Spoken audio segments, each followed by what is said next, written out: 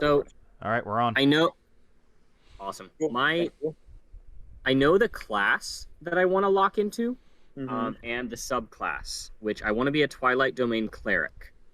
Twilight Domain Cleric. Now that is the thing about clerics is you get your domain right away. So Mhm.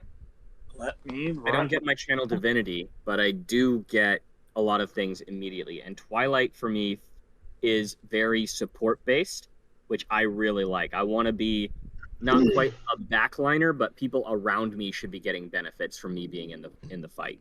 Cool. And you got the memo that our pantheon is out of Theros. Correct. All right. So who's your god? Probably Athreos, Athreos. God of Passage. The God of Passage, the Passage. boatman. That The is. boatman. That is. Okay. I mean, yeah, he's a neutral god. I just love all of the illustrations. Of They're the all gods from in actual Theros. cards too. They're the so artwork fucking in, good. Yes, the artwork in Theros is just chef's kiss. Killer. I think they actually used the second iteration of most of those gods. Like Nylia doesn't look like that on her original card, but God, she looks good in the second one. Mm.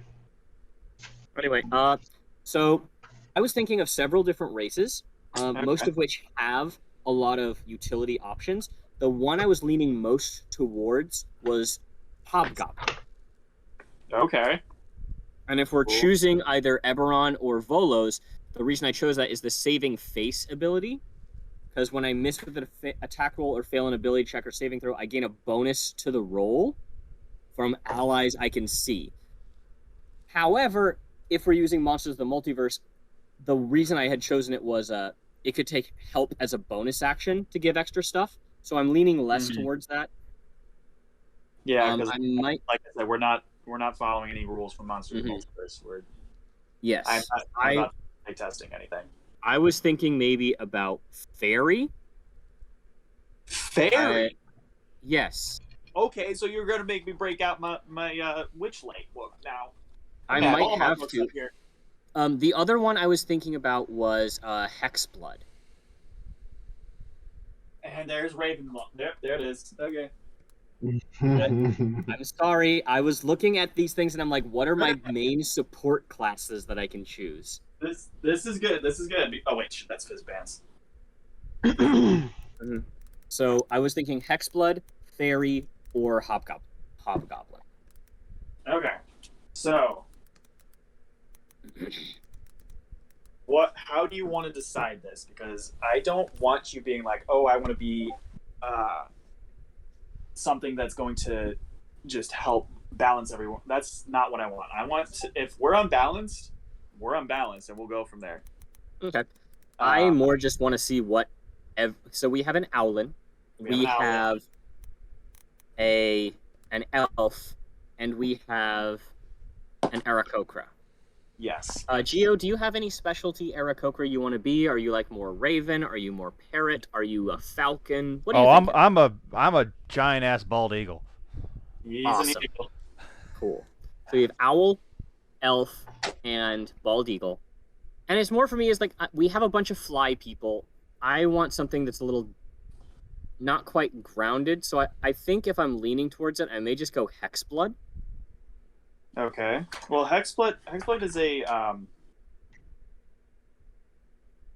I know it's either choose it as a background, choose it as a legacy, or choose it at character creation. Yeah. So I gotta reread Hexbloods again because I read it. It's been a while since I read Hexbloods. Fails, ancient magic can offer hearts. These are. So would you have a base race for your Hexblood, or you'd be like kind of? I'd probably do the choose as. If I don't cheap any of this or choose this lineage at character creation, I would just choose proficiency in 2 skills. Okay. And then just do the +2 and +1. Okay. Yeah. I think another thing that I told Javen that did I allow you to Javen to do like the just take +1 and 3 other things? Yeah, so because because of how Owlins were made after Tasha's, honestly, it seems like Wizards were trying to lean more closer to like any race can have anything because we want you to be customizable, which is fine. Yes. Yeah. But it also gave you the option of having +1 and 3 different abilities, which is the thing that I took. Yeah. Hexblood has that same thing. So. Yes. So. Mm-hmm. So yeah, I think I would be Hexblood. I would appear humanoid, but I would have semi like hag-like features. Like my eyes wouldn't have any irises. I might have like sharper teeth than normal. My fingers would have just a tiny bit of claw. Okay. So I look humanoid, but I am not human. So from the pictures that I'm looking at, to someone who just kind of glances at you, they could mistake you for tiefling. Honestly, Yes. a weird offset of tiefling. Mm-hmm. Okay.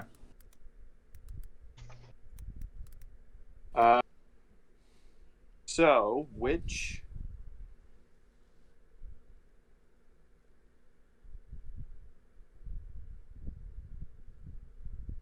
Oh boy. There you go. Okay. Storm and Wisdom. Who is Storm and Wisdom? And That would Theranos? guy. Kyranos? Theranos? Oh God. Kyranos. Yeah. Yeah. Yeah. Oh, talk about fickle. So here's the thing. One of the ways to gain Kyranos' favor on a D6, the 2 option, one of your parents was struck by lightning. My dad was struck by lightning and lived. Cool. Cool. We are so proud of you. Now can you please shut up? Never! The Fuck, Storm shut up. King is amazing! Fuck, shut up. We all know Dad's cool, but he's also kind of lame. He was struck by lightning. How less cool do you want him to be? But he's also kind of lame. No! I will You do not. realize that the only people that could get away with saying that are your siblings, right? I will not hear such slander. Away with you to whatever college you deem is worthy. Buck, we're stuck in the first year I dorm. said Okay. away with you. Buck, stop being a drama queen. Away with you!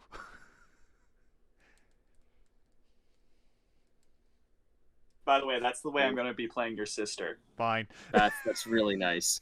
Let me look at what backgrounds I've got. I actually haven't looked at backgrounds in a minute. Oh, boy. So,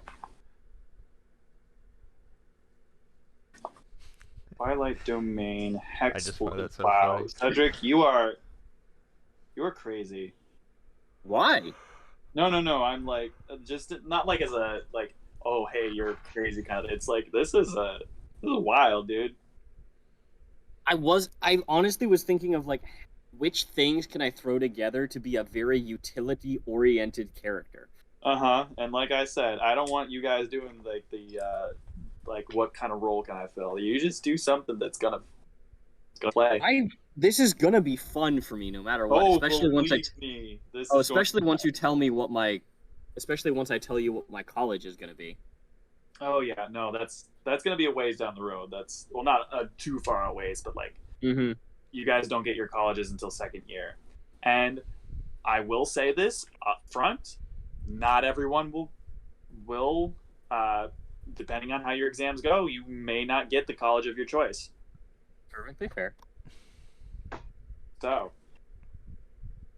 also, I think we were discussing yesterday about like what happens if you have to repeat a year. I don't like that. No, the thing is though, like the way that Strixhaven is written is like it's kind of difficult to fail your exams, but it's in our college. I think what I would do instead is that you guys may get some sort of benefit from your summer, like between years. And if you fail an exam, end of the year exam, you have to take summer and you don't get any benefit. So, question. Yes. If we are not selected into a college, we are not allowed access to the background of students, like Strixhaven Initiate, right?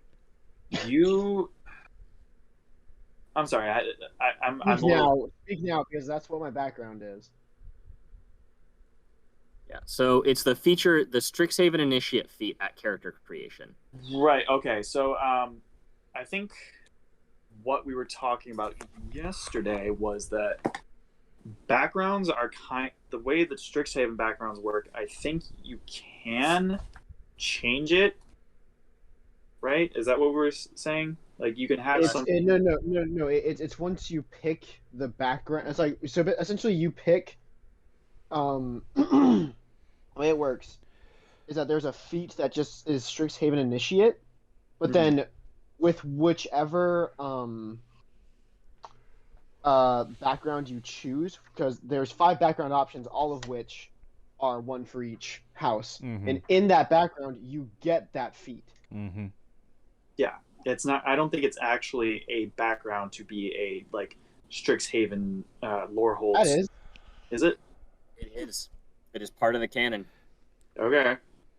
Yeah, because it's a Strixhaven background, and it gives you all the proficiency, languages, equipment like a background would. Yep. You aren't limited to these backgrounds in a Strixhaven campaign. They're just one way you can choose to dive deeply into your character's college affiliation. Choose one of these backgrounds. You can assume that your life to this point has been consumed by the education that has made enrolling at Strixhaven possible for you, and you do not have much experience of the world beyond preparatory work. You are ready to excel as a student, and that in turn will prepare you to excel at whatever path comes from graduation. So, that to me sounds like it's saying that these backgrounds are like, I am living my life based on becoming a Quandrix student or a Lorehold student. This is what I've devoted my life to doing. Somewhat. Like that. It has basically shaped your life in a way that this is basically who you are. And honestly, it would be kind of hilarious to be like, you based your life on trying to be a Lorehold student, and all of a sudden you're put into Silver Quill or whatever. That would be pretty funny. It would make some great role-playing opportunities. So honestly, part of my background could be, like, I have been wanting to go to Strixhaven for my whole life, partially because my parents have been pushing it on me, but also because I thought Strixhaven was really cool. Yes. Oh, also, I don't know if I explained this, but the basic concept of Strixhaven, Cedric, is that it is its own large pocket dimension that is fed into by other like multi-dimensions. So your background will your backstory will pretty much only be a motivator for roleplay during the campaign. It will not be like, I will not be pulling from your background for like unless you have a direct link to that backstory going to the school. Like Geo and Kate both have siblings that are at the school. So unless you have something at the school, I will not be pulling a lot from your backstory. I will have a bare bones backstory. You can pull from it if you wish. I'm not going to make you. Cool. Mine I pretty much just make up as I go. The Storm King's feats are numerous and exaggeratory. Yes, you are the one that exaggerates your father's stories. Your sister is the one that's like, no, he didn't do that. Stop telling everyone Dad did that. But he did. No, he didn't. You just didn't see it. That's why you don't believe it. Nobody saw it. Not, you know what? He saw it. He saw it. No, he did see it. Fuck, shut up. Go sit in the corner. You're not my mom. What is Geo's character's name? Bucky. Bucky O'Donnell. Bucky. I love it. Geo, do you want me to tell you your siblings' names? No. Well, I mean, sure, if you want to. Go ahead. Because I kind of came up with a general name scheme. Yeah. Because you picked a very like 40s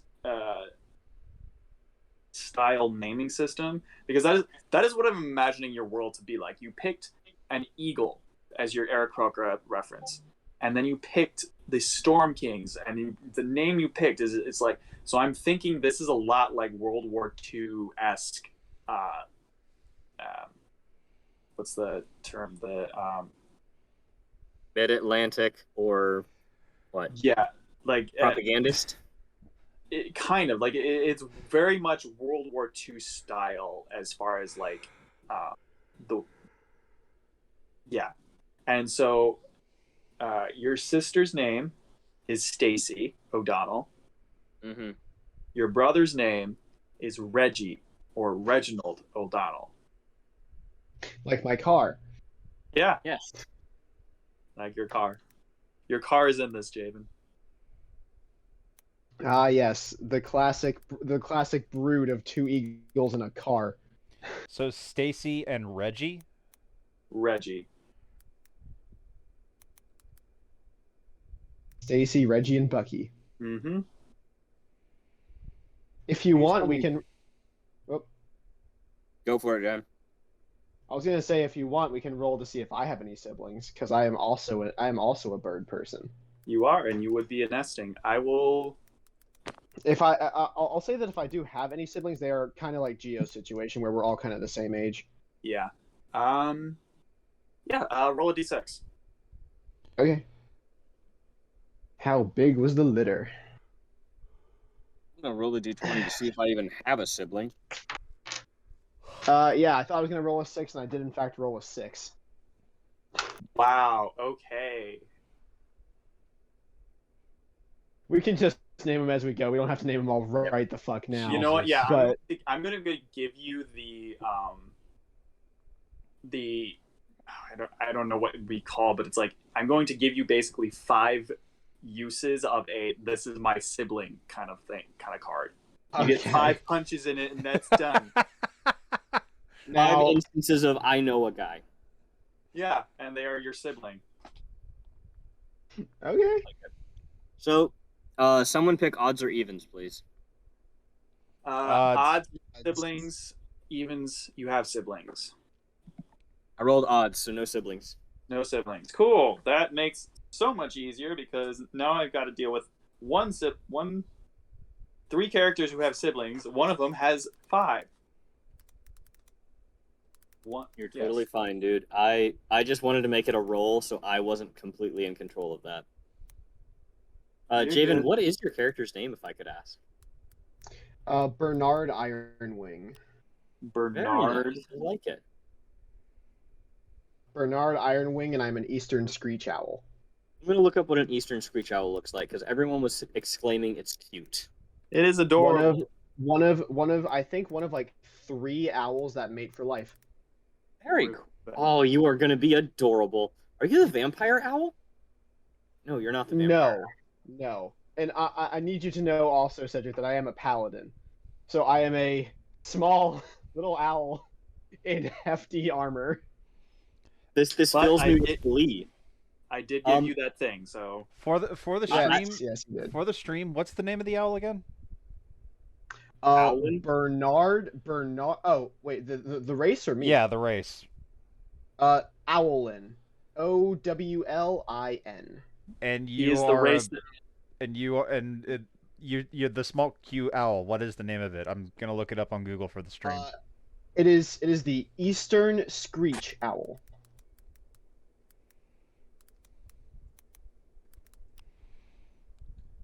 This thing is adorable. I was trying to figure out like what kind of vibe I was trying to go with, and another strong contender was I think it was the. Hang on. Need to relook at the list that I tiny. had. Look at them. Very small. And I was when I decided that I wanted to be a smaller owl. The runner-up for the smaller owl was the elf owl. Not the burrowing owl? No, they're just called elf owls. They are owls that are the size that can fit in the palm of your hand. Damn. Yeah, they are fucking tiny. They're adorable. Less than 6 inches long. Yeah. Oh my goodness. So the runners up before I decide on the Eastern Screech. Coming in at number 2 was the Great Gray Owl because I was like, okay, if I'm gonna be a paladin, I'm gonna be like a big boy. I'm gonna be like a big guy that looks angry all the time. And then the other one that I was looking at is the Flammulated Owl. Nice. The what was it? Flammulated. FLAMMULATED.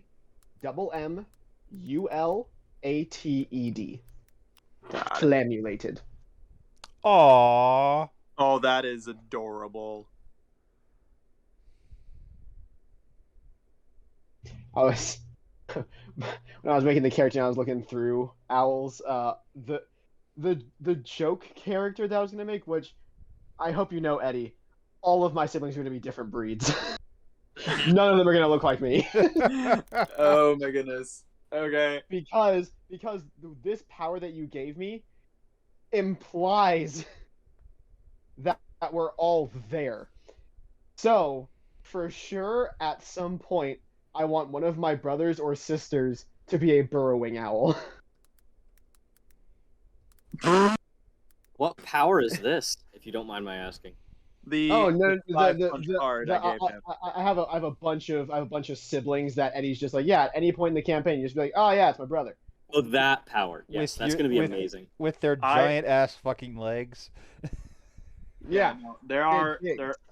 I will also say that there are NPCs in this book that are pre-made owling characters that I will, if I introduce you to them and you're like, hey, can that be my sibling? I'm gonna for sure say no because Fair enough. these are pre-established people that I'm. Well, Angry owl. They don't share my last name, so I will leave that to you. Okay, so But- based on but that, what you're if- describing, then I will say that your society is kind of like Quinn, where it's a communal raising, and you six all just happen to hatch at the same time. Yeah. Well, if anything, it's that, or just like my parents had issues hatching eggs, and now they just have a bunch of us that were just abandoned children. So I'm kind of like an orphan, but also not really. Either one works. Maybe I'm like the only sibling out of the 6 of us that is a direct descendant of our parents. Mm-hmm. You're the only one that's not adopted. Mm-hmm. Cool. But I will say, regardless of what you decide to do when I use my punch card, Bernard is infatuated with his entire family. He loves his whole family, regardless of if they love him or not. Yep. Family boy. Family boy. Very family oriented. Gotta love it. As our Yeah, Eastern Screech owls. So, I think I'm gonna resurrect my Russian accent, and my character is gonna be Alexei Karsanov. Alexei Karsanov. Yes. As a pixie? Interesting. Alexei. I think I'm gonna choose the Strixhaven Initiate feat. I won't choose a college immediately, though. You have to. Yeah, if you choose the Strixhaven feat. Okay. Please spell your last name for K-A A R-S R S A-N N O-V. O V. Karsanov. Cool. All right. So I was, unsurprisingly, probably thinking of Silverquill as my college of choice. Interesting. Hey, Silverquill buddies.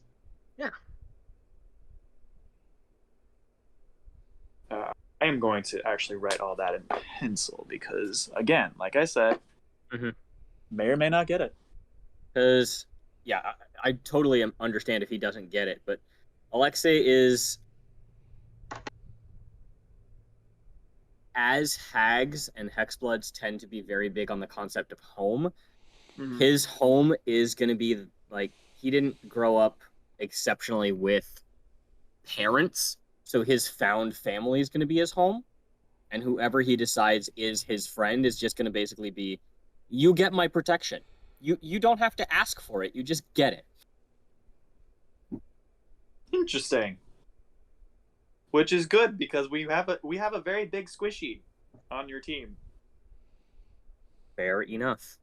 But yeah, I am looking forward to, if I get into Strixhaven, just using the emotional spells and also the Twilight Domain spells, which I see a lot of fun. Like the Aura of Vitality is going to be fucking clutch, Oh especially with the Twilight Domain in Divinity feature.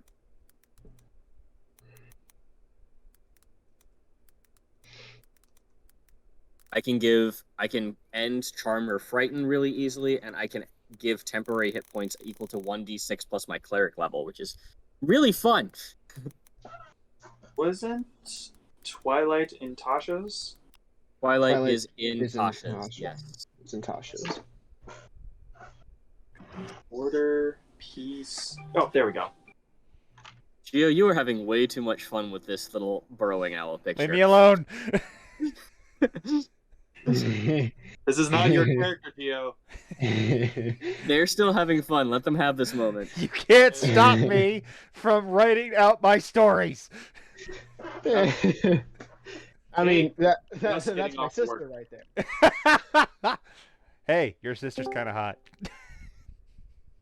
Excuse me? I said nothing. You saw Okay. nothing. Sir, Okay. I would appreciate if you didn't hit on my sister. Fine. Thank you. Hello, Kate. Please speak up. What? Okay, there we go. Sorry.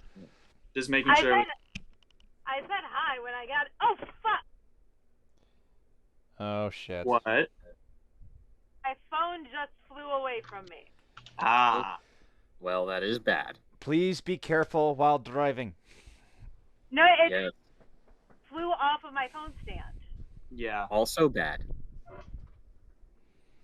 So it's Okay. not that I wasn't driving carefully. It just everything got turned. Okay. And Ed, you said this is point buy, correct? Yes. Point by. Here, let me, because I'm doing a little bit weird. No stats above 17, 28 points, right? It is. I will send it to you. Where are you?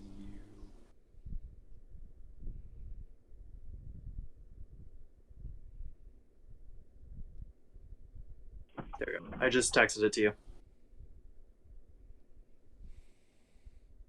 Okay. That's pretty average. So, yeah, Yeah. that's not surprising. So, Kate, I did not do any sort of introductions for your characters just so that you can do it yourself. Do you want to do it while you're driving, or do you want to wait until you get home? No, I am starving. I am not in a good place right now. So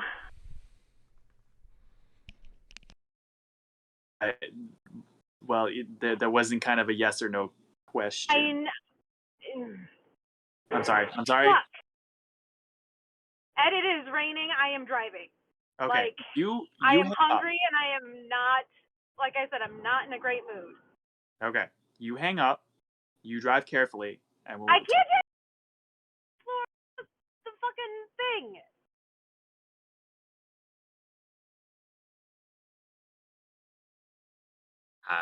Or this motherfucker. I'm fine. I'll be okay. I am fine. I'm just a cat right now. Very high-strung cat. Gotcha. Okay. Do you need a minute to maybe just listen to everything else, or? Yes. Just, I don't know what was gone over and what hasn't gone over outside of character shit.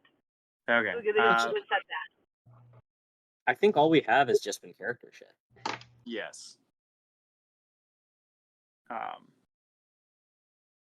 mean, let's do a quick recap for Kate's sake. Let's Of course. start.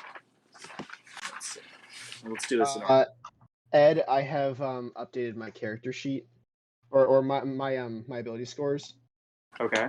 So I'll just wait until I have my whole sheet finished, and then I'll send it to you. Sounds good. So yeah, Geo, if you want to, I think you pretty much, Kate knows everything about your character. But I think just for the recording, how about we go over that again? So yeah, Geo, if you'd like to introduce yourself, just fully introduce.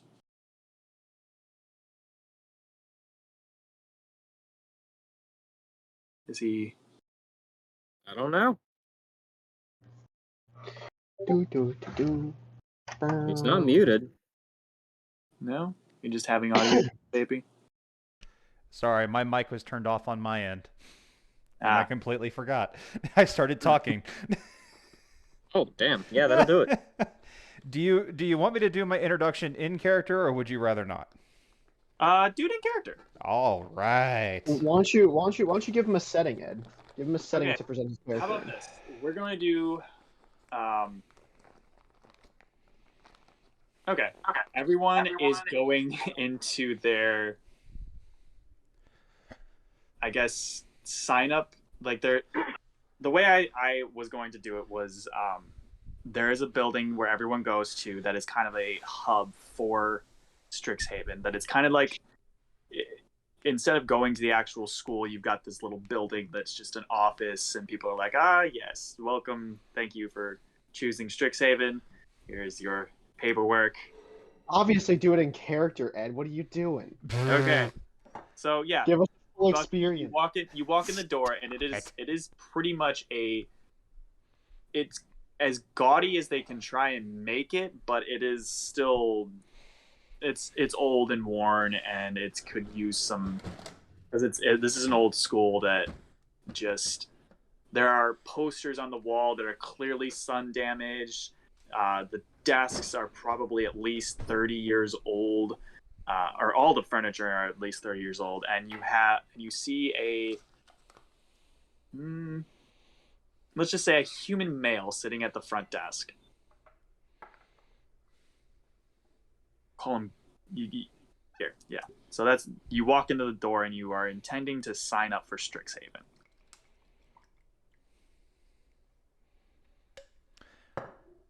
Well, hi there. Hello.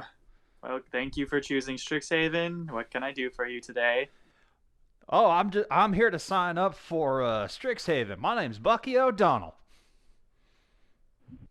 Fascinating. Please take this paperwork and fill it out. I will we will go over all the rules here as you fill that out. Hey, so do you know where I hail from? You look oddly familiar. Sir, where this is, I'm clearly from, yes, somewhere else. Oh, that means you must have heard the legends about the Storm King then, right? I take the piece of paper and begin filling it out. No, sir, I don't really get out into this world much. You haven't heard of the Storm King? I believe you're going to tell me, aren't you? I immediately take a seat right next to him. All right, chapter 1. So you're not allowed to be on the side of this desk. Okay. All right, so chapter 1. The Storm No. King was the ruler of Ravalia and has been for the past 30 years. The way it worked is that there was a god that decided to strike him with a lightning bolt, and he somehow survived. How freaking cool is that? Anyway, so he survived the lightning bolt, and because it was happening during a hurricane, everyone decided after that that they would call him the Storm King. He's got this really cool scar going down his chest right here. Anyway, you'll be able to see it when he comes for visiting orientation day. Beyond that, it is at that point. It is at that point that your siblings, who you kind of left in the dust, walk in the door. Oh, hi guys, Stacy, Reagan. Buck, What? Buck, what did I tell you? You cannot go running off by yourself. I wasn't running. I was flying. Do you know what I mean? Please stop it, No. Buck. I'm just informing him how awesome the Storm King is God. Oh my goodness, I am so sorry, sir. My brother can be very enthusiastic. We're here to sign up for Strixhaven. Obviously, it looks like he's gotten the head start of it. Buck, you're going to have to stop talking about Dad like that. He is okay. He got struck by lightning once. It was a fluke. You don't know, Dad. As I finish filling out the paperwork and put it back on his desk, and this guy knows what a good story is when he hears it, don't you? Sir, I just work here. He knows a good story when he hears one. Sips very large cup of coffee. Anyway, once I get past orientation and everything, you and I, look me in the eye, you and I are going to go over Chapter 2 when the Storm King tackled the giant flying shark. It's awesome. No, Buck, again, he didn't do that. Yes, he did not do did. that. Yes, he did. It is just a story that he tells people. It's an awesome story. It is a story that he has told us since we were 3 years old. That must mean it's real. Reggie, can you do something about this? And your brother Reggie just kind of looks up and shakes his head no. Your brother Reggie is kind of a smaller. He was the runt of the nest, and definitely was not very. You and your sister kind of looked after him, but it was definitely kind of he is more of the intellectual to your guys' physical attributes. He's too busy reading his books, which is how we all learned thanks to the book that my father, the Storm King, published. That is how I learned my ABCs. That is pretty much the only book you read. You have to read other books. No, shush. It should be the only book anybody reads. And I will say this, that while she is arguing with you, that she is also filling out paperwork. And so when you guys finish, she is constantly arguing. You two are constantly arguing about the merits of your father. The poor desk worker just gets through another day. And we will kind of wrap up from there. Real quick, what does Bucky look like? 6'3", bald eagle-looking motherfucker. Wearing any clothes, or are you just Donald Ducking it? I'm sorry, one more time? Any clothes? Wearing clothes, or are you Donald Ducking it? No, I have on what I would call almost gladiator attire, where I could just kind of cover up the private parts. Reason. So like a breastplate and a skirt kind of thing? I wouldn't even go with a breastplate. It's more of like a small midriff cut t-shirt. Well, not t-shirt, but a muscle shirt. And a midriff version of a breastplate. Yes, and essentially just kind of a very ceremonial looking loincloth that allows for all the movement that a flying person would need. I see it. I can see it. Yep. Wow. Rub it in. I don't think it should be hanging or require a lot of movement. I would imagine things would need to be tucked. You don't know how much that propeller down there keeps me angle. Well, here's also the thing. You're also treating it like he's a human being. All bird Kelly is inside. Yes, covered by feathers and other flesh. So you could honestly Donald Duck it if you want. It is tucked perfectly well enough. I probably could, but I don't. Fair enough, I suppose. All right. What reason would I have to hide what I am? A dick? Modesty? What's that? All right. So that is Bucky O'Donnell's initiation. Let's move on. Next in my book is Javen. Javen, your signing up for initiation is very similar. but I would say that the office you go into is more akin of a kind of a doctor's office kind of vibe. It's very sterile looking. There is a front desk receptionist, and there are kind of like booths on either side for privacy when filling out paperwork. And then there's obviously a large seating area. And then there is a large, like, not mural, but is a picture that is a kind of a sketching or a painting of the Strixhaven main campus behind the receptionist desks.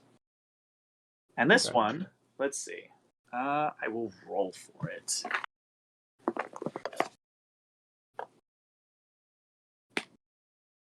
Okay, is another different odd species.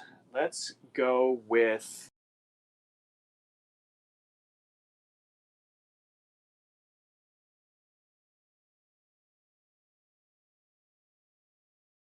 female dwarf. Okay. So you walk in the door and you hear, "Oh, good morning. Welcome to Strixhaven initiation. How can I help you this morning?" So, kind of a more portly looking shape. Small little owl head with two little feathers making the horned appearance.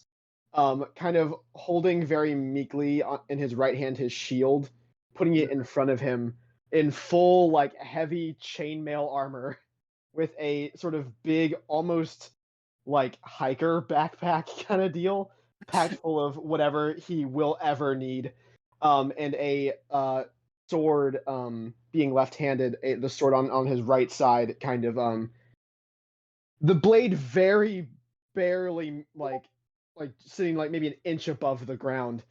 He kind of walks in. He goes, am I in the right building? Well, are you trying to sign up for Strixhaven, honey? Yes. Then you are in the exactly right place, my darling. Why don't you come over here and we'll deal with this on this height challenge side.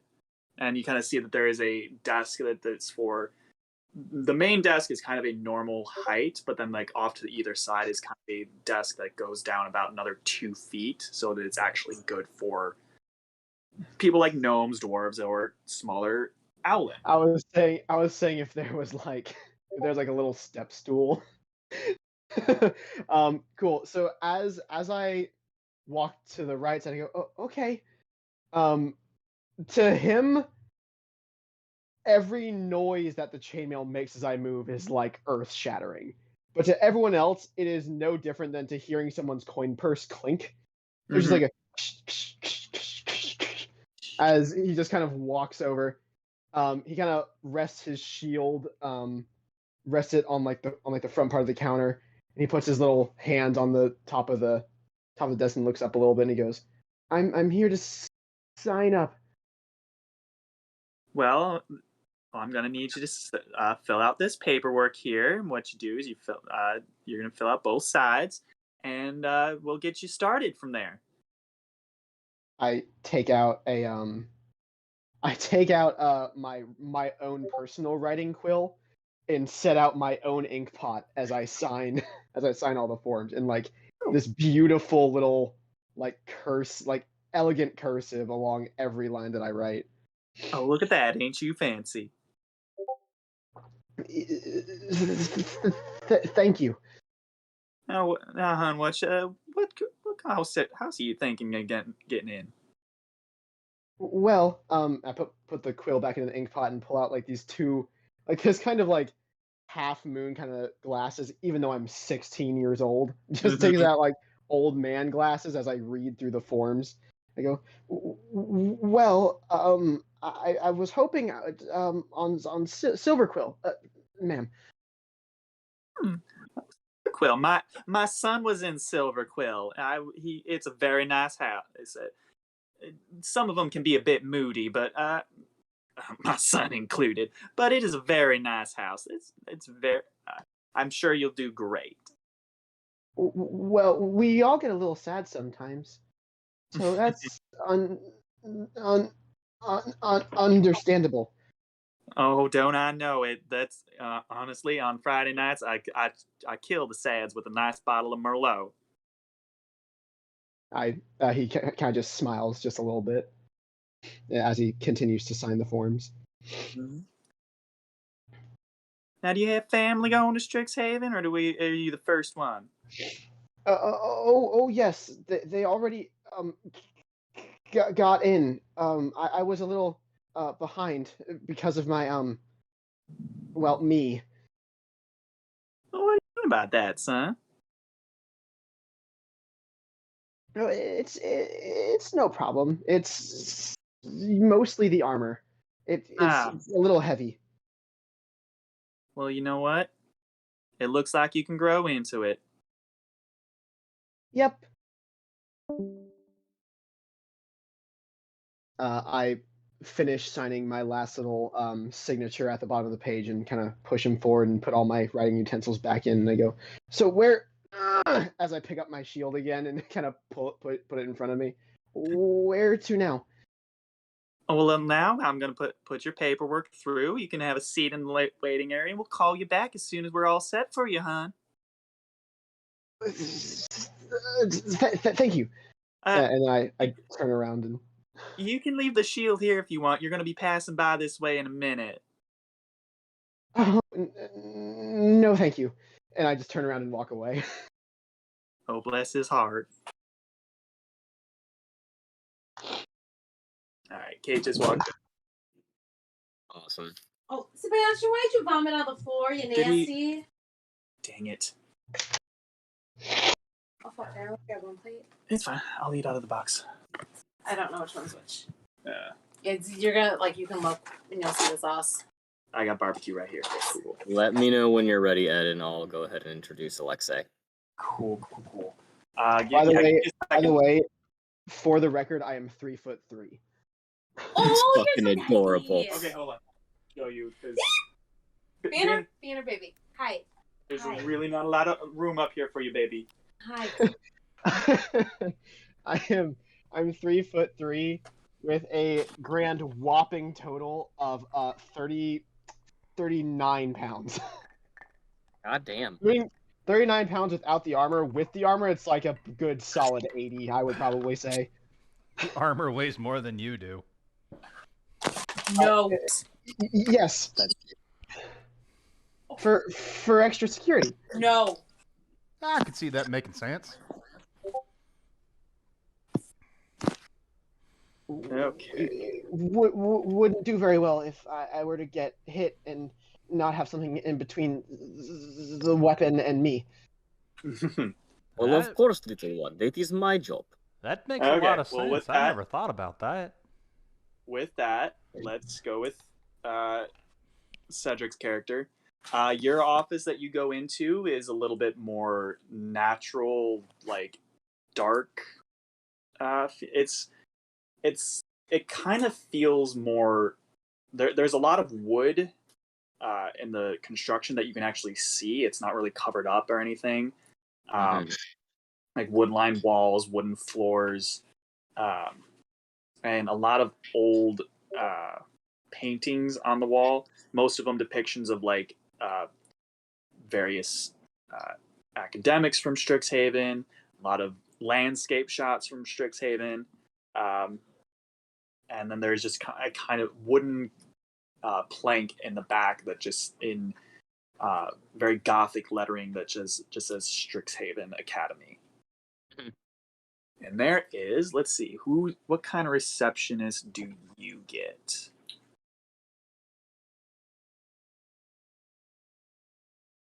Interesting. You know what?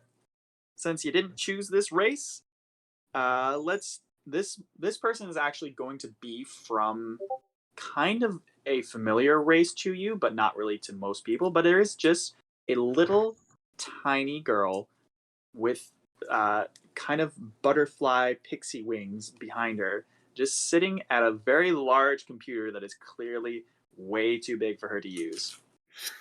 Oh. So Alexei just kind of arrives in the room. There's no real opening of the door. It's one of those just like you blink and you miss it appearances that sometimes happen with people.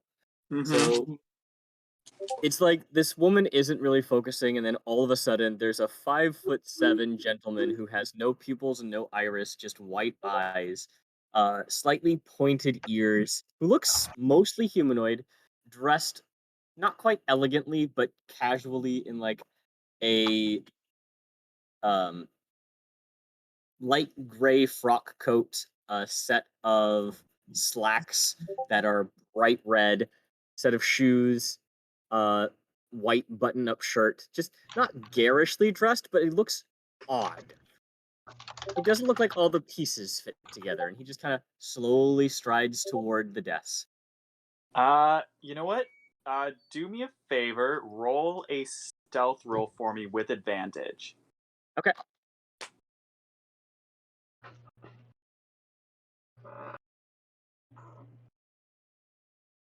I haven't put together my stat block yet, so I'll just give you the base roll if that's okay. Sounds good. Okay, first one's Is- an 8. I rolled I rolled 2 8s, so not good. That's still better than because I rolled a 7. Oh, damn. So you stand there, and this girl continues. She's more focused on like making sure she goes from one side of the keyboard to the other.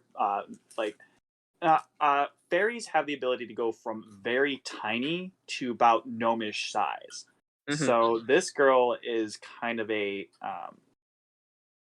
she's definitely on the smaller side, but this keyboard was clearly made for someone who is human, and it's a little.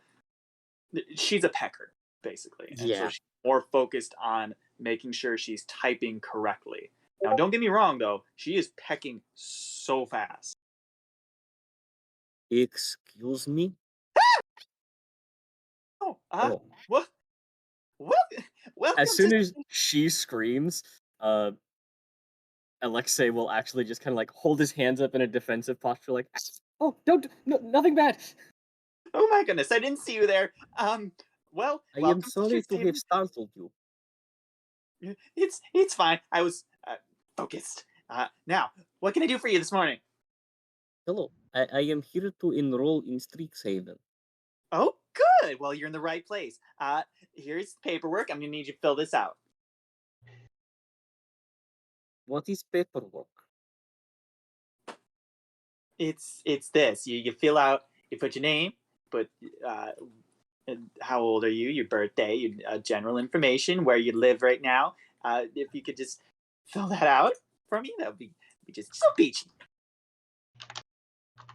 He kind of looks at the paper and he like puts down his name as like, "You are fairy, correct?" Yes. If I give my name, will there be consequences, or is this not a fairy deal? This is Strixhaven, where we all Fey rules are not. This is neutral ground. All Fey rules are not followed. Well, that feels me very. She kind of like grumbles at like all Fey rules are left outside of this building. It fills me with a little joy. He just kind of crawls in, and his handwriting is impeccable, like absolutely gorgeous calligraphy work, inhuman precision. And as he hands it back, he just looks expectantly. Difficult to see where he's actually looking. As I said, no iris or pupil, so it's kind of hard to focus on where his eyes are going. Yeah, she kind of like looks at you. It gives you like that just constant smile on this girl, and she takes it. Oh yes, and I will need you to sign this because this is the Fey release agreement, so that you can this is what actually keeps everything, all Fey deals, out the door. Oh. Well, all right then. He just kind of crestfallen look of, oh, okay. Kind of signs his name. Oh, don't worry, hon. All the Fey rules are back in place once you actually reach Strixhaven, but only for those that actually are from the Fey. There's a small smile that creeps on his face that goes, "It is good information to know." And she kind of gives you a little wink. I appreciate this. Is there anywhere special I should go after this?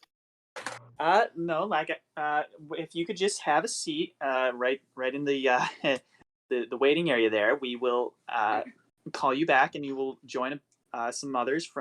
We'll have you go through that door over there, which is a portal to the waiting room for the general admission into the school, and from there, someone will take you through to the campus itself. Thank you very much for your help. Do I have a name I might call you? Let me come up with some non-generic. Cedric's always gotta dunk on the DMs for not having names. I'm sorry. He's trying to be polite. You know what? Okay. Well, I seeing as how neither one of us have a contract for Fey rules being out the window right now, I'm gonna go ahead and just tell you that my name is Sprinkle. Very good to meet you, Sprinkle.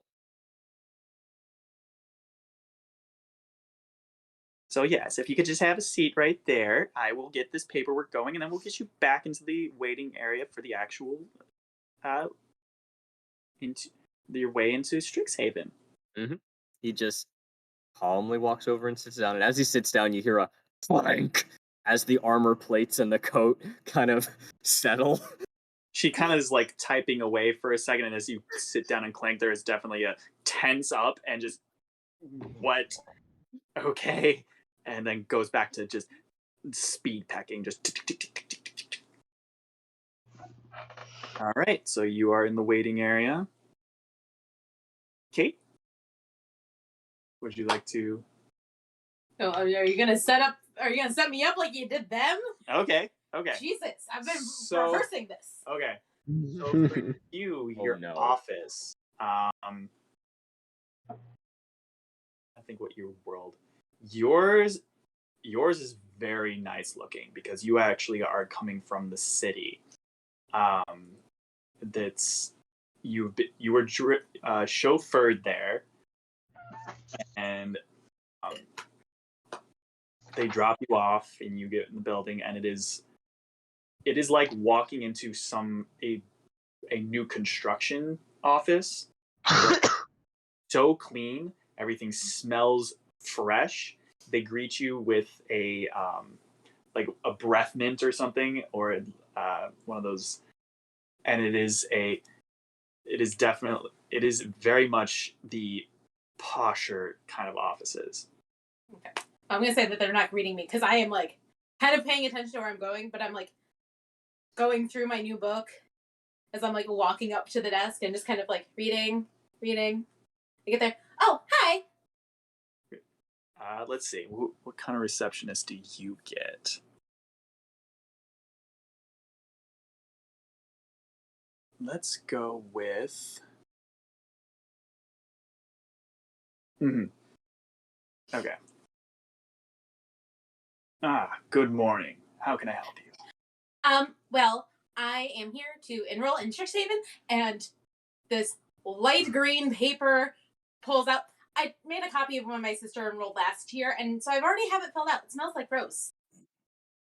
Takes the page, slowly brings it to his face. That is actually impressive. Why, thank you. I've worked hard on that. Well, Miss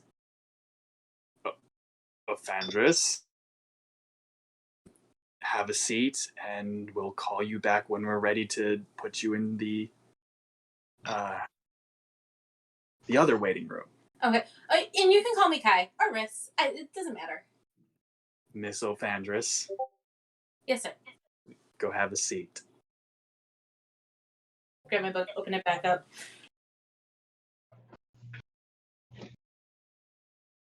And this petite.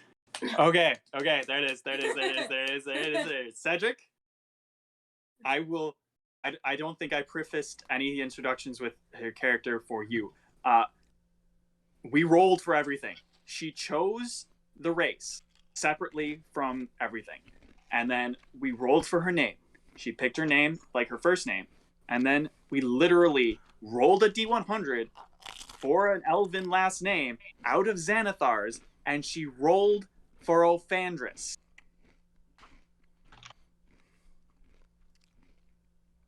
I'm obviously missing something here. Ophandris was Andraste's last name. Mm-hmm.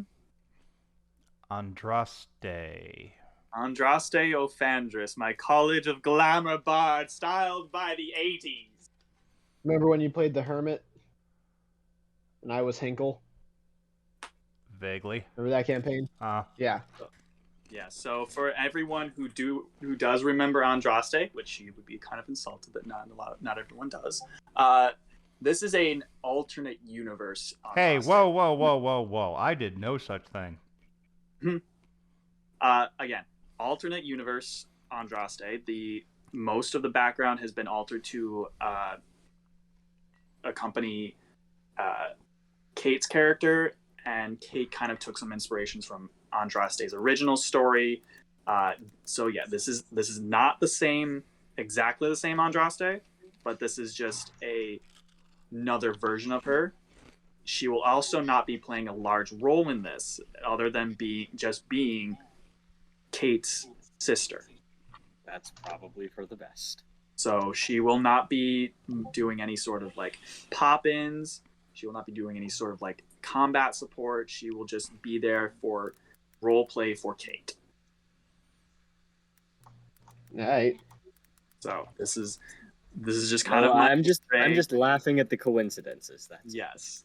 This is just my face that Ed made after I rolled and they got to that number. I'm like, wait, what's wrong? What's with the face? Okay. So I'm going to set up a scene for all four of you guys, and then I'm going to let you for all role play for a little bit while I get something to eat here. I put pineapple on that for you too. Yes. To be fair to Geo, Wrath was a character in his campaign before he was a character in mine. Nor was Wrath really all that charismatic and loud. I mean, he was loud, but he was more angry than anything else. Oh, no. We're just saying that some characters tend to get recycled, and some of the recycled characters have come from my campaigns. No, that's fair. Anyway. This was just a happy accident. Yes, So are all four of us in this waiting room now? All four of you are in separate waiting rooms in your individual office, because, like I said, your offices, because I described them differently, are on your plane of existence, and each of your receptionists explained that if while your paperwork was being done, you would wait in your individual waiting rooms, and then you would be brought back into a joined waiting room where each one of you will be coming together. So that is what happens. Each receptionist is like, "We are ready for you. Please come back and follow me." And they lead you into this is more of a stone. It's different doors from the outside, but when you go through, it is a circular stone room that has a large. Each of you enter from different sides, and there are quite a few other people in here, but you see a large kind of archway that is not really discernible to see what's through it, but it is very much glowing. Other than that, it's a very large open space. I would say probably about 30-foot radius of a circular room, and each door just kind of has that small spot where if you look back, it would be kind of a small elvish styled archway when you look back, it is the office you just came out of, but when you look forward, it is a kind of a waiting room for everyone to go actually into Strixhaven. So now we're all just kind of separately sitting, waiting to be entered. You have all just entered this room, and I will kind of let you guys role play from here to how you guys would introduce yourselves to each other. So I would definitely not be going first because I would be most likely the last one in because I am walking with armor and I'm very small. I actually fly in. As soon as the doors open from my plane, I fly in. This place is awesome! For my purposes, your sister and your brother just kind of like shake their heads and go off to the side and ignore you. Look at this place. It's so... Wow, I've never been in a place like this before. This is awesome. I feel like Alexei would go through and if he would notice Javen's character, he would immediately go to them and be like, roll a d4 for me. Okay. All right. Find a d4 in my massive pile of dice.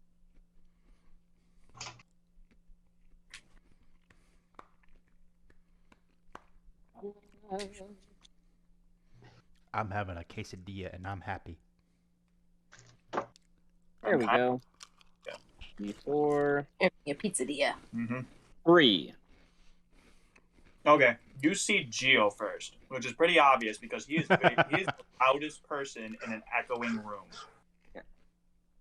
Boy, you could push your wings forever in here. That's awesome.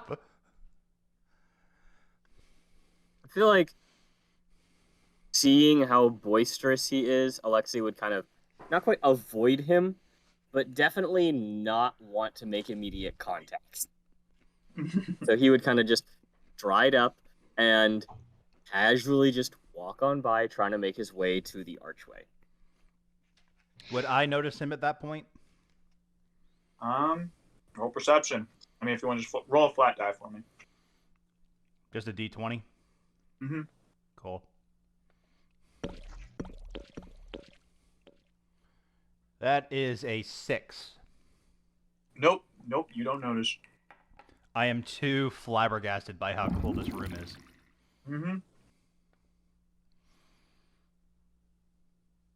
Guys, I bet I can fly all the way to the top, and it would take me at least a minute to get there. This is awesome! I already said on the last one in, Kate. That's you. Yeah. As he keeps talking, I feel like Alexei would look at him and be like, "You're very loud." I turned to the way the sound is. Go ahead, Kate. I was gonna say, I'm just like, so like reading my book, kind of looking everything, and then I would like to spot the Javen. Would you like me to roll? Roll a d4. I'm not in the room yet. Oh. I'm having a roll because if she spots you as you come in. Yeah. Oh, I gotcha. Oh fuck! That doesn't. I missed. 3. You do spot him. You spot this little, mostly because of the noise he is making. It's just kind of okay. If I may make my own entrance, you may make.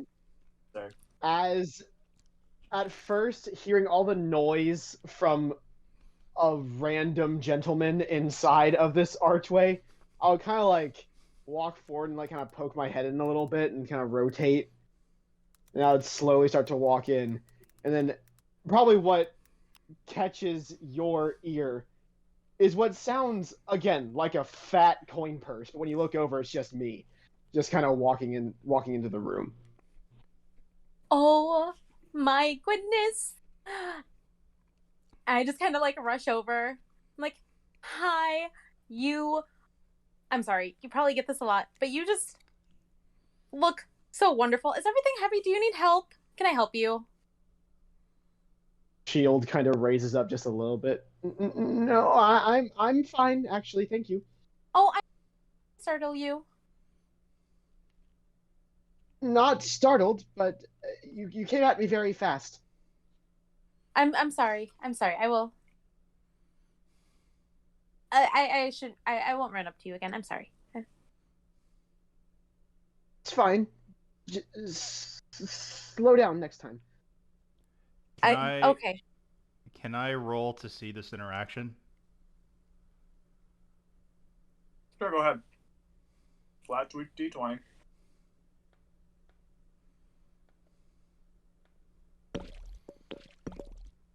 That's gonna be 17.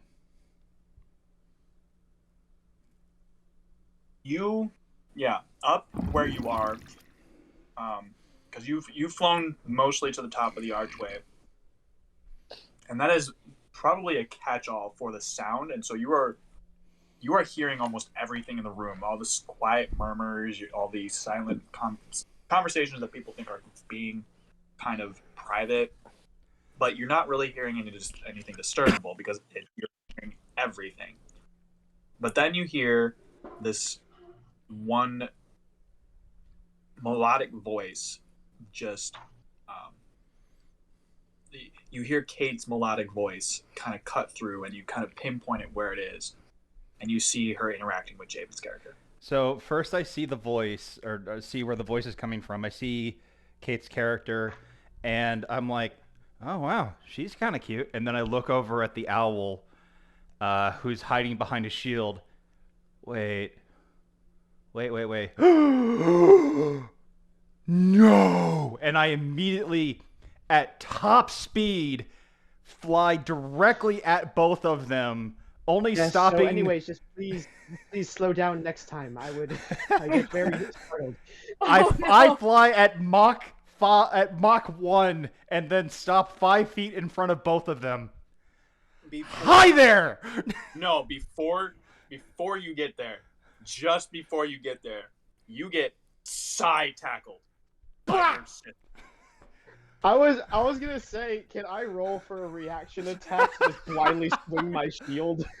Oh no, I think we all were, because I think with how much of a spectacle he's making, even Alexei would be hold out his hand. Suddenly, across his left arm would be a full fucking kite shield, and he would start bowling people over just to make his way over.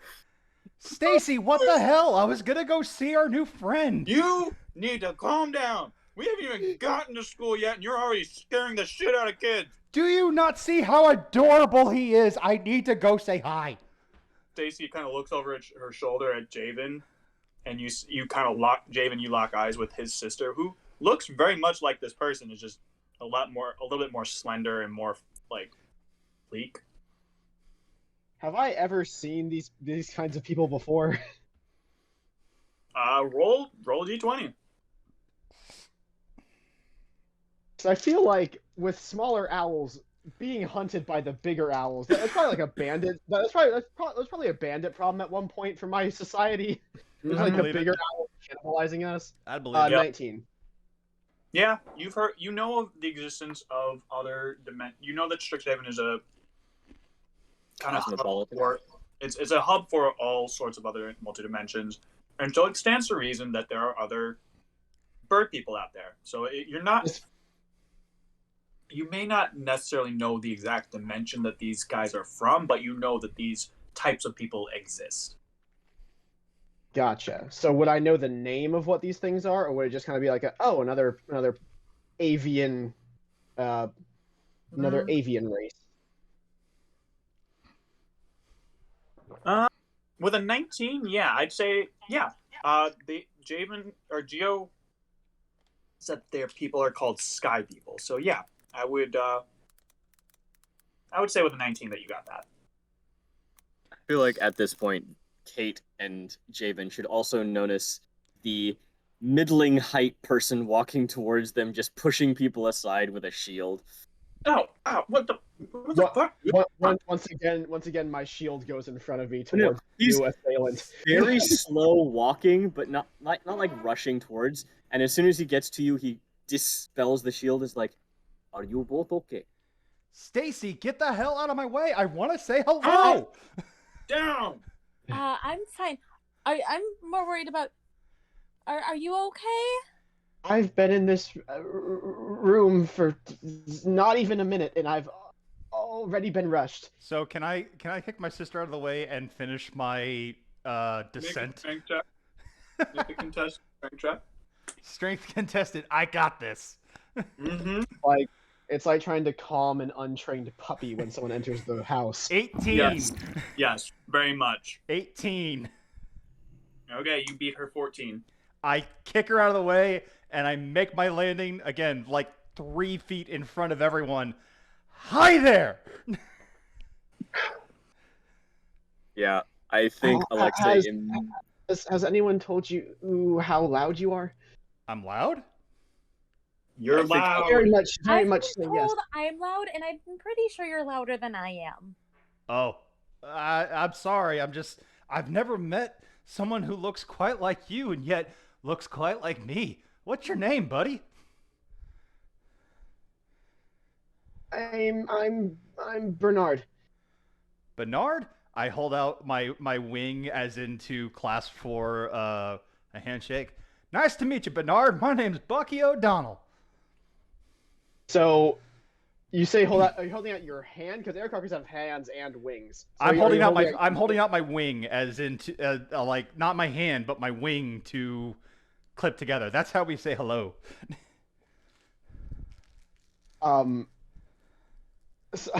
slowly from behind the shield, my left arm just kind of grabs the end of your wing. It's nice to meet you, Bernard, right? Yes. Ah, splendid. And then I immediately look to my side and I go, "Oh, I'm so sorry, ma'am. I forgot that you were there. My name's Bucky O'Donnell. Nice to meet you." I'm Camaris. Camaris? Camaris. Or you can call me Kai or Riss. Okay, I'm not sure which of the three I'm gonna choose, but I'll figure it out. Wait, how do you shake wings? You don't have a wing. It's because I. Huh. I am not. I don't fly. I mean, I'm sure I could probably find a spell and learn how to, like, maybe float. Hold up for a quick second. You can't fly? No. That's crazy. You've never been above the clouds? You guys hear like a audible face palm by another Eric Kokrug right behind him. Oh, Aetherios help me. Whoa, you're really Wait, what's your name? I am Alexei Karsonov. Alexa Karsanov. You may call me Alexei. Alexei, I'll remember that one. Hey, you don't have a wing either. How do you guys say hi if you don't have wings? You have hands, yes? Our hands. Hands? Buck, What? we are actually an oddity here. Well, I figured that, but how are they supposed to shake wings if they don't have wings? She got. I pull out a humanoid anatomy book that I'm. You don't get a verbal response. She just kind of holds up her actual hands and just like waves them in front of you. I look in front of Kate's character, Kai, and I start. My hand is like one of those, like you're teaching somebody who's never shaken hands before, and I'm just waving my hand in front of her. Is this how you say hello? You're hopeless. And she just kind of walks back to your brother. My people actually just bow. Bow?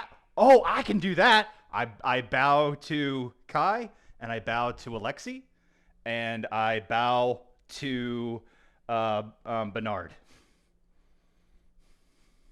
To which Bernard just kind of bows as much as he can in all of his armor, which is basically just like a slight indent at the hips. This is probably more appropriate than the cultural greeting that I had on my home. Yeah, I'm good with this greeting. But I do more of a curtsy, bowing head kind of thing. Oh, wait, what is Alexei that? gives a very courtly styled bow, one hand on his hip, one hand behind his back, just kind of. Wait a minute. What did you just do there? You kind of bent your legs and bowed your head. What is that? It is called a curtsy. It is what the females can do instead of bowing. It's not necessarily instead of bowing, but like in addition to bowing, or like our version of bowing. Oh, your version of oh, okay, I see. That's really cool. I like that. For all that you are allowed, you seem a very pleasant fellow. Oh, I try to be. At least that's what my dad taught me. I'm sorry, the Storm King taught me. You The- do not call your the- father Papa? The what? Oh yeah, the Storm King. Back on my home plane, my dad rules the land, and we all call him the Storm King. Would any of us have knowledge of this character? Yeah, can you roll like religion checks to maybe discern what this man is saying? Intelligence, religion. I'm going to say that Javen, because you have heard this, you may roll it flat, but Cedric and Kate, you would roll at the disadvantage. That's more than fair. Appreciate that. Uh-huh. Also, Five. Eddie, I've decided that my patron or my god is going to be Ifara, Afara. the god of the polar, Advantage. the god of the city. That makes Afara is a good choice. is 7 for Alexei. nope. You would have heard of, you would know of like other again, the whole concept of Strixhaven is that it's kind of a hub, and so you would figure that there are other species. Places. Yeah, I just don't know anything about them. Yep. So now, what would a nat 1 get me?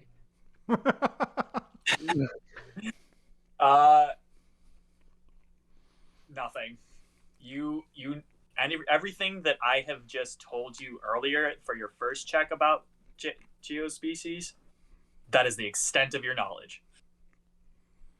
So it was probably just like a legend that's been told to me throughout, like, since my childhood, like other people that are like us, but not as refined, not as reformed. They're a little bit more rugged and rough edge. And I imagine seeing this Bucky in front of me, I would in my head just be like, oh yes, the stories did it justice. Yep. So, you know what? And it is this point that you guys, you know what? Do I want to make this? No, this is just a. At this point, you guys notice that the glowing archway, the large glowing archway, starts to kind of not dim, but it becomes a different kind of light, and it kind of piques it kind of catches your notice. And as you look over, you can see that it is starting to kind of like a Polaroid picture coming into focus. There are shapes and images that are kind of like appearing in the archway itself until it is pretty much it is a full image of like a walkway into a row of archways, just stone thin archways that kind of are just by themselves. And then beyond that, if anyone wants to look more closely, they would see that the campus lies beyond that. Coming up the walkway of arches is a very regal, flowing golden robes with a kind of golden, not necessarily crown, but is definitely a large golden headpiece that has kind of a scroll embedded into it, a kind of a sort of angular, and from her hip there are several other very large, not like thick rolls, but very long rolls that kind of go down to past her knees, and the ends are gold colored, and they are also bound, like encased in a golden case, and there are at least 5 of them dangling from her hip, going around her waist, and her robes kind of flow all the way behind her and kind of trail her as she walks up.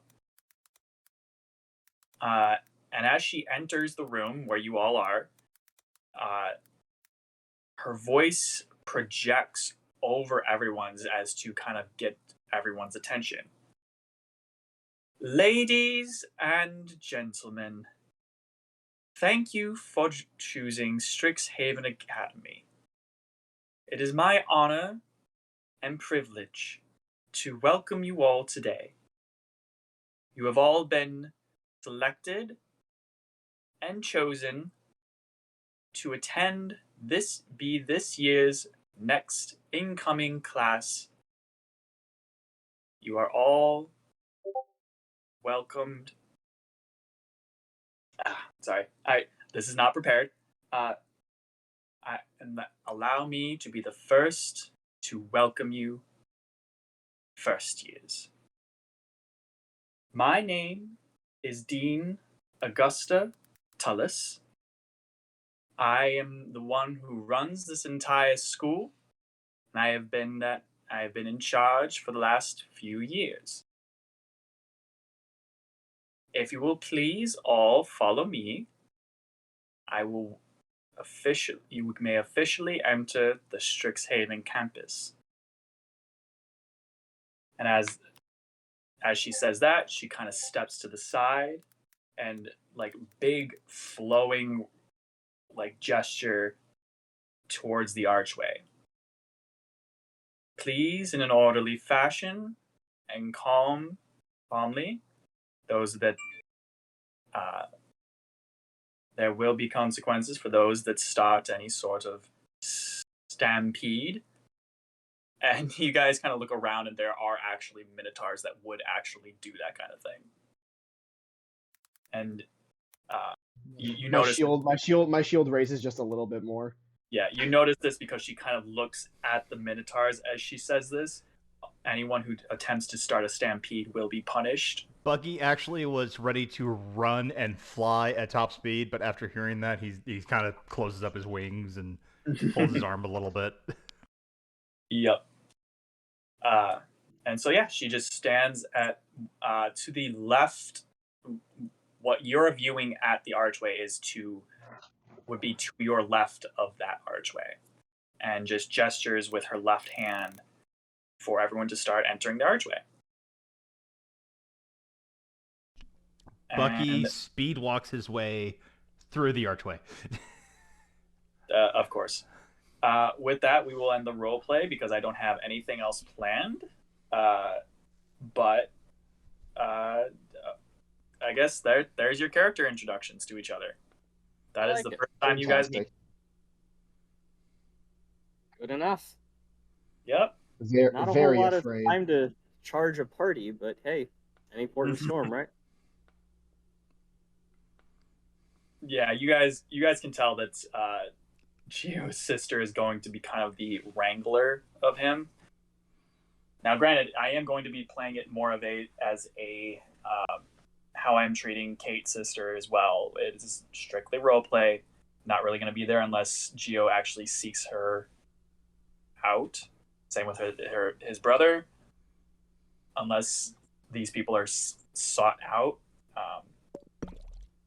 They're not actually going to be helpful in combat or anything. Yep, I get you.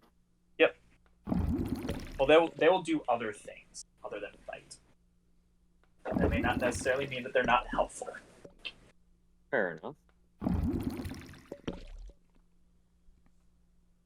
So with that, have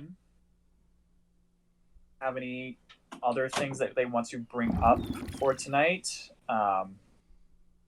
There are...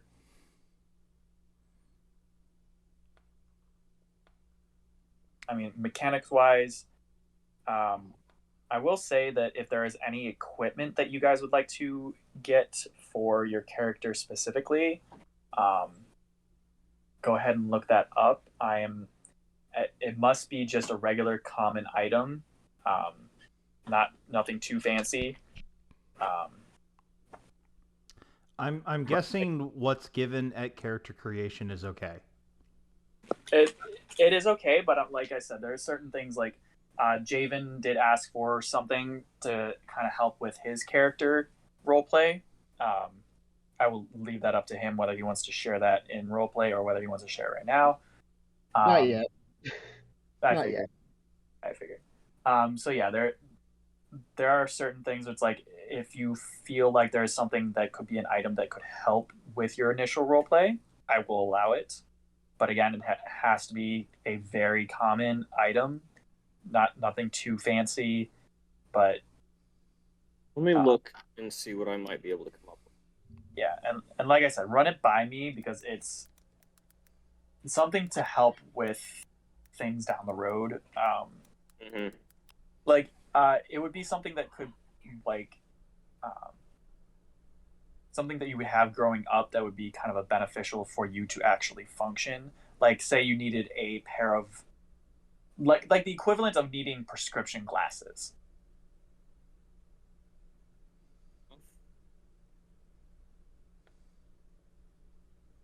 Honestly, all the items that I get at character creation is pretty much what I would have, so I don't really need anything along that line. You know what? Just for shits and giggles, Geo, give me one more roll. Give me his flat D20 roll. Okay. Do it with disadvantage. Oh, okay. Give me a second. Uh-huh. I think I can. Nope, can't do that. Okay. So I'm gonna roll the first one. Okay, I'm pretty sure it's gonna be a 3, but let's just see. Uh-huh. See if it gets worse. Uh-huh. Oh, the other one was an 18. That sucks. All right, 3. Nope. Yeah, you forgot to grab most of your stuff this morning. Your sister gave it to you as they entered the room. Okay, so what did I leave behind? Pretty much everything. You like first thing in the morning, got up, was like, "Yes, today's the day," and bolted out the door. Okay, so I don't have a greatsword. I don't have chainmail. No, I don't. you have everything. You have everything. Your sister brought everything for you and handed you when you entered the waiting room in the office. Well, clearly I knew she was going to do that, so I don't see what the problem is. Hey, Ed. Yes? Can you roll a D100 for me? Oh, no. I can't. Can I ask what this is for? Well, considering I'm making a character from the Domains of Dread, I thought I'd go with the horror trinket. Oh, interesting. Would I also roll for a trinket? Because basically everyone gets one at the start. Sure, why not? 22. I believe with my background. 22. A jar of pickled ghoul's tongues. Ooh. Why? Because it was random, Gio. I understand it was random. I still remain my question. Where is the random trinket table at, Cedric? I have it online. The random trinket table. Let me look it up. I rolled for a silver quill trinket, and I got a canteen that makes any liquid drunk from it taste sweet. Ooh, there you go. there you Trinket go. adventuring gear. So yeah, if we're going from Curse of Strahd, they have trinkets. Yeah, from the Player's Handbook. I got it. Player's Handbook. It's a D100.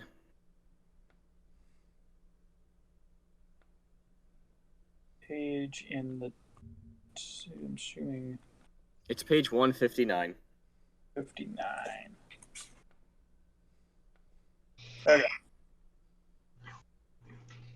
Oh, trinkets start at page 159, but the table's on 160. Okay. Kate, if you want to roll a D100? I will stop cleaning the dog's ears. Fair.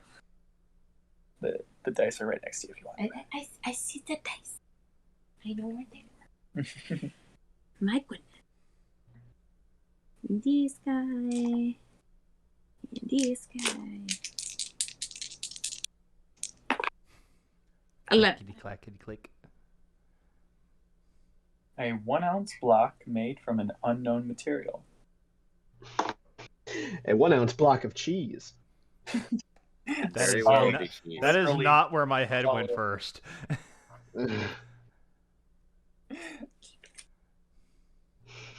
A 1 ounce block of actual shit. Garbage. Mm-hmm. Again, not where my brain went. Anyway. Okay.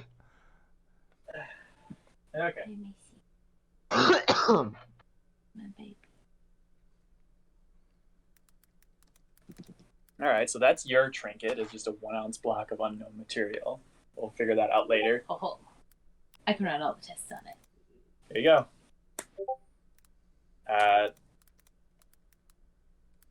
That's your sword, Orcrist.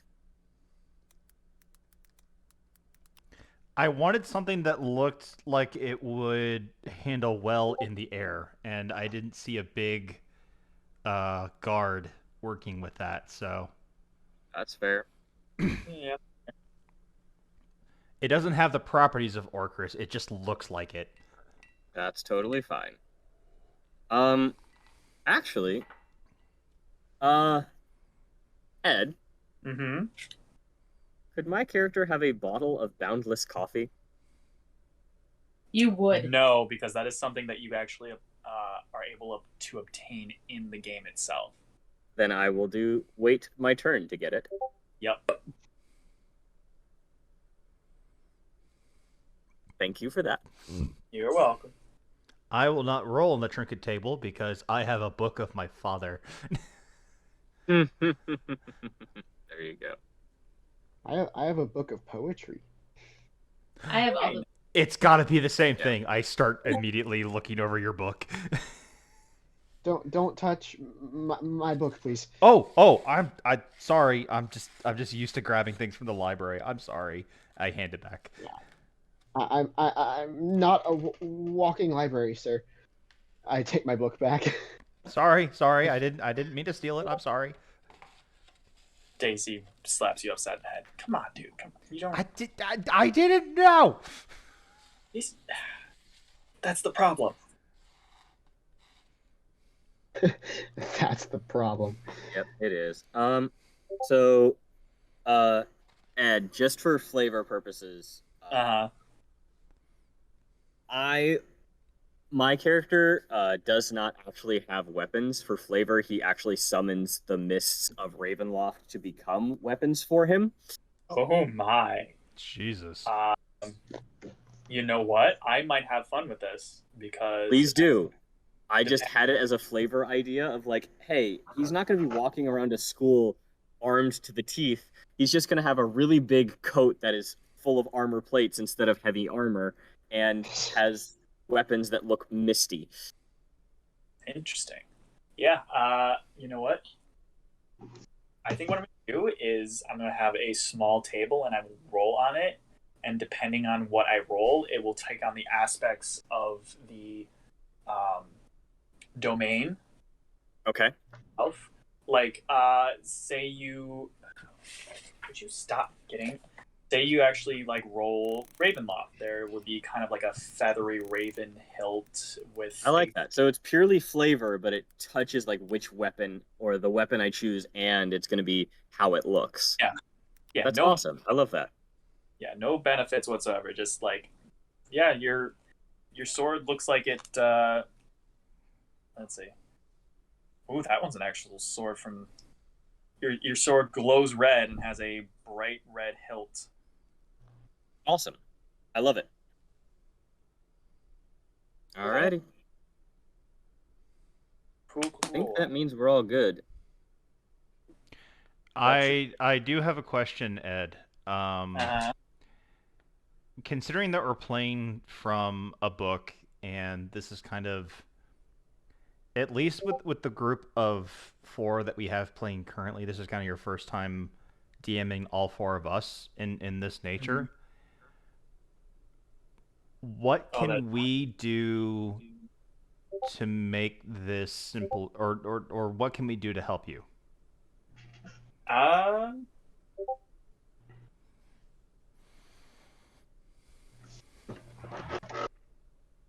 Honestly, this is pretty much helping me right now because having a session 0 is giving me an idea for what I'm going to do with your characters. Having time to think about, because like I said, this is, like you said, this is a written adventure that it's not like, oh, you guys have this and then you have to do this and then there are open areas for you guys to do individual role play for different types of story, and I don't want to step in the way of that and be like, oh no, that's not going to line up with the module. I want you guys to explore. I want you guys to have fun, and I want you guys to be able to just like play your characters as they are. That said, if I think that something like, say like you decide, oh, I'm just gonna like go up in the sky, I'm gonna fly, and I'm gonna keep going until something stops me. I'm gonna be like, yeah, you get about maybe like 20 miles out, and then bam, or like some distance out. Visible shield. So yeah, stuff like that is like, if I think that you are going to be doing something that is going to directly affect the module, I will let you know. Other than that, I want you guys to just play your characters. So when you say directly affect the module, if you say that you are going to kill a certain NPC, derail it completely. Completely derail. I'm going Okay. to kill this person because this person has done. I just feel like they need to die. They've insulted my father. I demand. they insulted the Storm King? Oh dear. So yeah. Anything like that, I will let you know. But well, the only reason I bring that part up is because we, as a group, pushed Javen's campaign along a lot further by opening up the Jedi Archive on Coruscant. I have ways of being like, making sure you guys don't go. Making sure you guys don't go to places that you're not supposed to right away. Like if you're not supposed to be going to the library at this point, I will say, oh yeah, the library's closed right now for maintenance. There was a water leak or something. And if I choose to break into the library, just crawled to the ground, not the books. Now, here's the thing for that, Geo. You are still at Strixhaven. If you think breaking into the Strixhaven library when it's closed will be easy or even possible, you're fooling yourself. I'm not saying it'll be easy or even possible, but my guy can be a good dumbass, which means he still might try. In the words of myself when I talk to the Pokemon campaign group, fuck around and find out. Yeah. Joe's motto. I literally pull a god move and just like a deity's hand comes out of nowhere and just grabs you, and you see this huge face and it just says no and puts you back down. Gee, that has never happened in any of our campaigns. You know what? I don't think anyone here has done that. Like actually evoked that. We were just in the room where it happened. I don't think I've ever invoked the DM Hand of God. I'm not sure. I would argue yes, but it wasn't me intervening. It was me giving you a warning. Yes. Well, no, I'm saying as the DM, I don't think I've ever invoked the Hand of Don't Do It. Oh, you've never used that power? At least not that I'm thinking of. I mean, I'm trying to think of if there was ever a time that I did. You did kill Zem outright. No, Zem was a spiteful, I didn't get what I want. That's not me telling you not to do something, that's me being petty. Which, again, I have apologized for 50 times now. I know. I find it funny when I bring it up. Uh, I'm not bothered by it anymore. Like I have fully forgiven you. I just like bringing it up because I know it annoys you. Fair enough. No, like I said, I don't think there's ever been a time when I've done that, even though there are times when I definitely should have done that, and I think that's more to the point. Yeah. No, Yeah. it's, I have always told my players, yes, you can, even to my own detriment. yeah, no, Yes.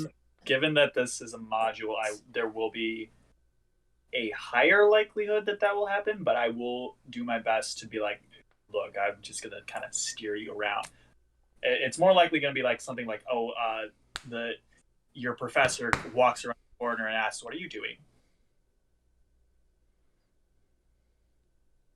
I will, depending on the situation, I will try and keep you guys on the module, and if you try and do something stupid, I will let you know. Fair enough. I just wanted you to be aware that, because it is a module and because there is a beginning, middle, and end, Mm-hmm. just be aware that players, especially if they're thinking crazily, they might try to jump ahead. Just try to keep that in mind.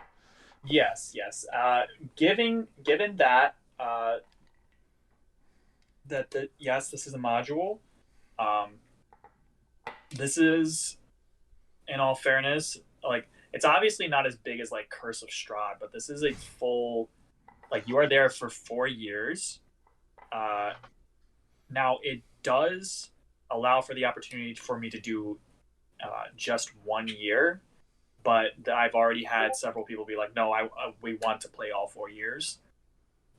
So, given that, it is, I guess, I want to give the other two people that have not actually voiced that opinion to be given the chance. So, Cedric, Geo, the module does give the opportunity to kind of do a shorter campaign, if you will.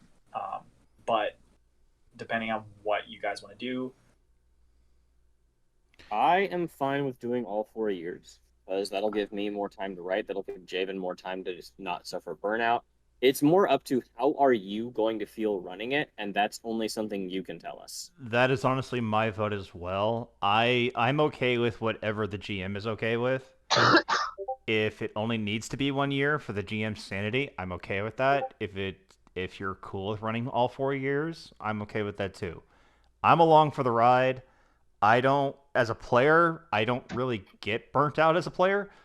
So it's one of those situations that it really more depends on what you're comfortable with, Ed, than more of what we want.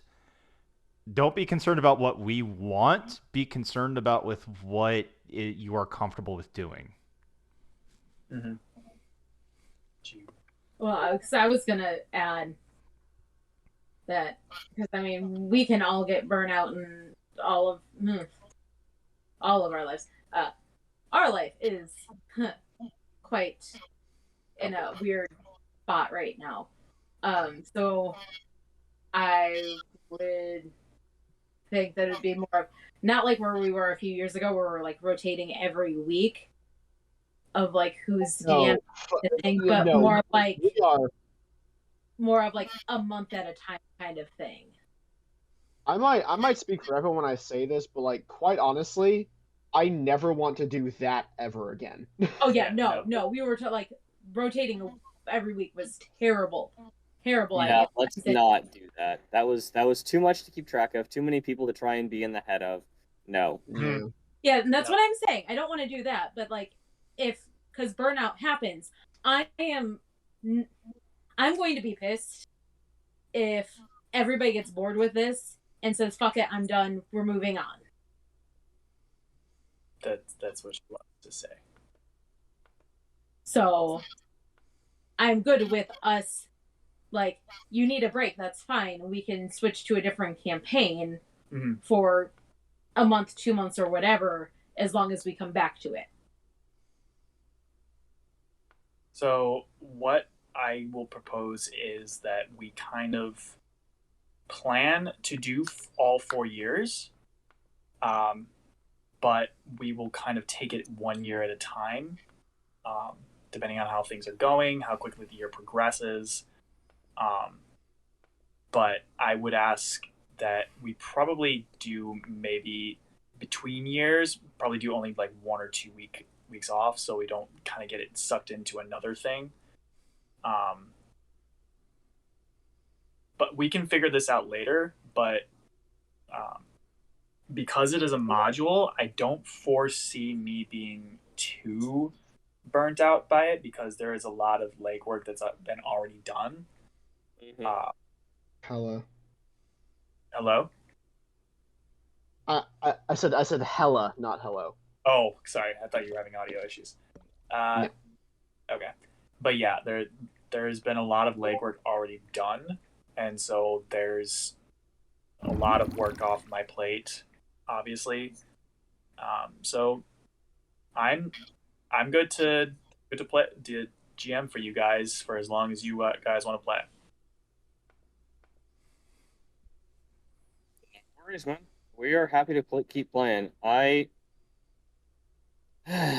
have my stuff set up where I need to get writing, but I have notes on where I can go, and right now my biggest focus is making sure the pirate campaign continues. So yeah, that kind of also needs wrapping up. Yes. Yeah, we've been trying to wrap that up for a while now. Yeah. You guys have been doing good. Good. I'm glad. It's been a long campaign. It has. It's been Been brutal. a good campaign, I hope. Oh no, I didn't say it wasn't good.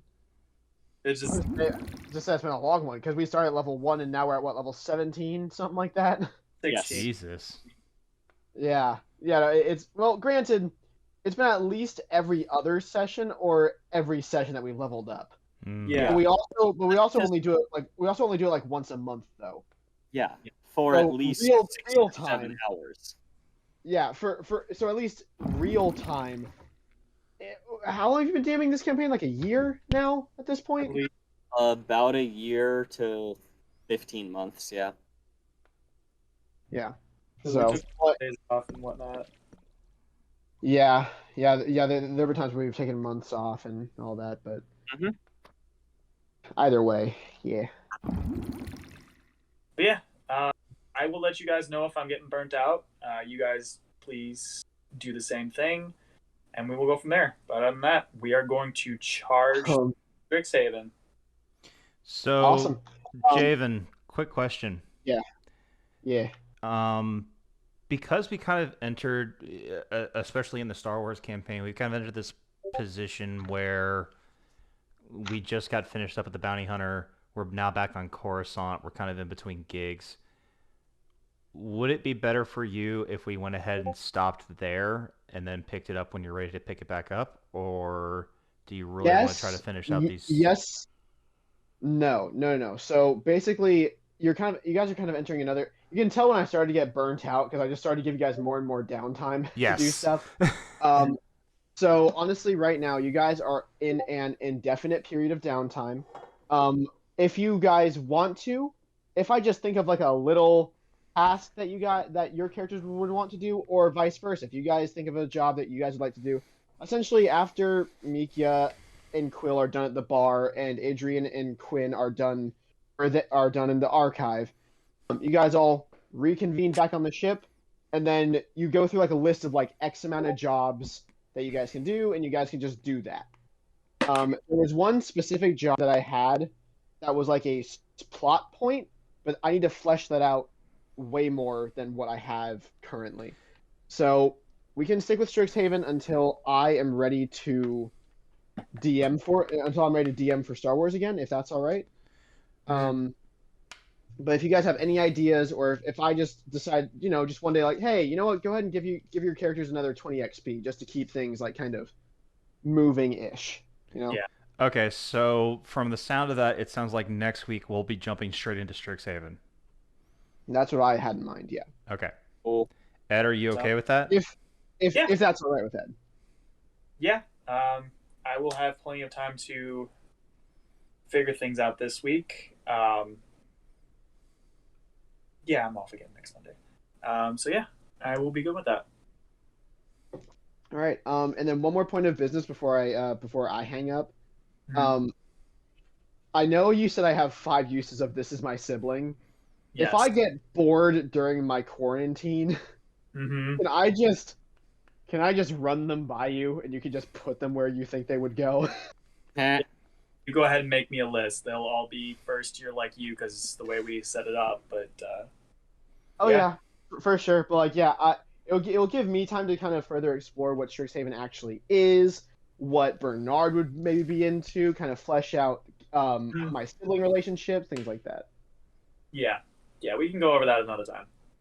So if you want to Word, start thinking about that yourself, go right ahead. for sure. All right. So before everybody hangs up, I know Javen, you're probably feeling pretty tired, but Yeah, I am. I don't have anything for you. I just want to say a couple things before I hang up. First of all, I want to give a big thank you for Javen for running 13 sessions of Star Wars that I think we all had a really lot of fun time with. Oh yeah. So like I said, I have 13. I have at least 11 of those sessions online, and they are all a blast to listen to. So thank you so much for DMing that Star Wars. Of course. A quick thank you to Ed for willing to jump back into the DM spot and being willing to DM this D&D campaign. I think all of us are very excited to jump back in and see what happens. Mm-hmm. Been a while since all three of you have been on the same side of the table. Good luck. And also, I want to give a big round of applause to Kate because honestly, I can feel that she's a lot more comfortable with the character that she has here, and I think that I can just hear from the little bit that she is doing that she sounds a lot more comfortable with role playing this character. So I just want to give a big shout out to that. Yeah, Indeed. I concur. So, with all that being said, I look forward to next week, like I look forward to every Monday.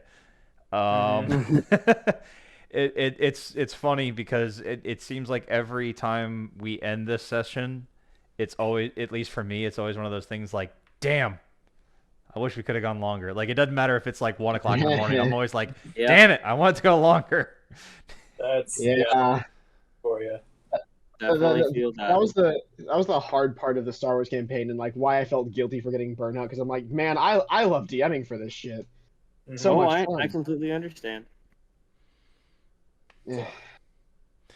You're the overexhausted parent being like, with the kids being like, no, more story, and we're like, You need to go to bed. Just I need to go to bed. Quite legitimately my profile picture on Discord. That's why I changed it to that. Mm-hmm. I will say though that in all honesty, Javen, you could have just told us that nothing's going on in a session, and the three of us would have filled the time. Oh, you would have, and there were times where you did. Yeah, There are you legitimate sessions where nothing happens. Yeah. So, all right, We made it work. Yep. So, I'm heading out. Yeah. All right, I'm gonna go ahead and end the Talk. recording. Yep. All right. Bye, gang.